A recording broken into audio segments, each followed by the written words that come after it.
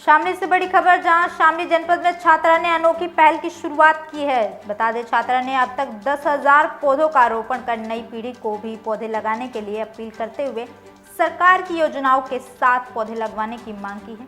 इसके साथ ही छात्रा के द्वारा पौधारोपण करने पर केंद्रीय मंत्री, राज्य मंत्री सहित प्रशासनिक अधिकारियों ने छात्रा को सम्मानित भी किया है।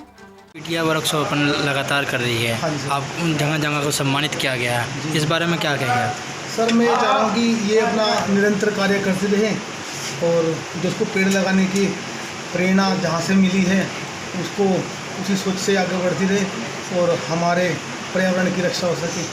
तो मतलब इससे बच्चों को और भी सीख लेनी चाहिए कि भाई एक बच्चे अच्छे काम करें। तो मेरा भाई मानना है। कितना कोऑपरेट करते हैं आप? सर, मैं इसको 100% कोऑपरेट करता हूँ। जब भी किसी कार्य के लिए कहती है पर्यावरण के संबंधित, मैं अपना कार्य को उस समय रेस्ट कर लेता हूँ, बच्चों को साथ में लेके जाता हूँ। तो मेरा सभी माँ बाप के साथ जो कहना है कि भाई अपने बच्चों को खासतौर से पर्यावरण के लिए, क्योंकि सबको ज़रूरत पड़ती है। वरना सर ऑक्सीजन जो है ना बहुत कीमती होती है।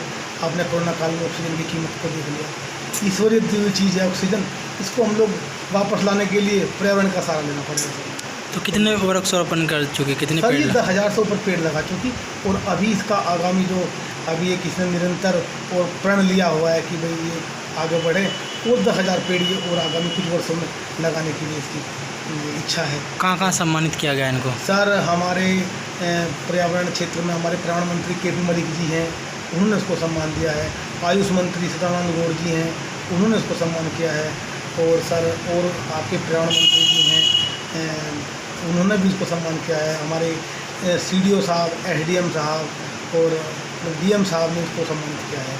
खासतौर से मैं बधाई दूँगा सर, आपके जो फॉरेस्ट ऑफिसर हमारे डिस्ट्रिक्ट के हैं, उन्होंने इसको बहुत ज़्यादा मतलब प्रेरित करके इसको सहयोग किया है। तो मैं उनका सहयोग ही दूँगा।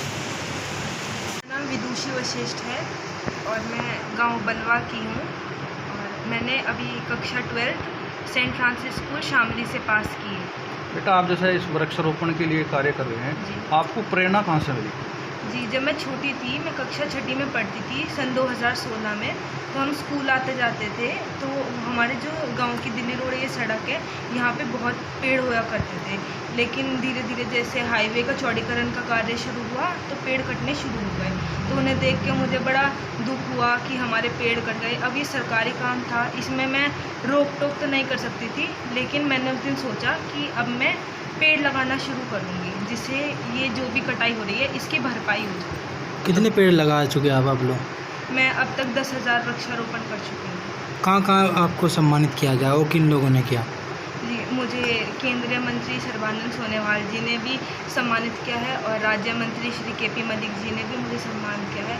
और मुझे हमारे यहाँ से CDO सर हमारे शामली के, वहाँ से भी मुझे सम्मान प्राप्त हुआ है।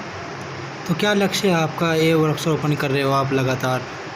मेरा अब ये लक्ष्य है कि अभी मेरा 10,000 वृक्षारोपण का तो लक्ष्य हो चुका है पूरा, लेकिन आगे भी ये मेरा कार्य निरंतर जारी रहेगा। क्योंकि अगर हम इस कार्य को क्योंकि बहुत ही पूरे विश्व में ये चीज़ बहुत ही उस पे हो रही है, बड़े पैमाने पे शुरू की गई है अब, और उसमें हमें अपना योगदान देना चाहिए। क्योंकि अब ये क्लाइमेट चेंज के विषय में हम अगर देखें तो क्लाइमेट बहुत बदलते उससे चेंज हो रहा है और हमें इसको रोकने के लिए वृक्षारोपण करना चाहिए। क्या संदेश देना चाहते हो जो पेड़ काट के, जो पेड़ माफिया हैं वो पेड़ काट देते हैं, हरा भरा बाग होता है जो उसको झाड़ देते हैं, क्या संदेश देना चाहते हो, क्या कहना चाहते हो? यही संदेश देना चाहूँगी कि आप लोग पेड़ काटना तो प्लीज़ बंद कर दीजिए, सबसे पहले तो यही। क्योंकि हमारा जो पर्यावरण है वो धीरे धीरे उसका टेम्परेचर भी बढ़ता जा रहा है और उसकी वजह से गर्मी बहुत हो रही है। और बहुत लोग हैं, पेड़ों से हमें बहुत कुछ मिलता है, लेकिन वो आप लोग पेड़ काट देते हैं तो गलत है बहुत ज़्यादा। तो आप लोगों को भी पेड़ लगाना चाहिए।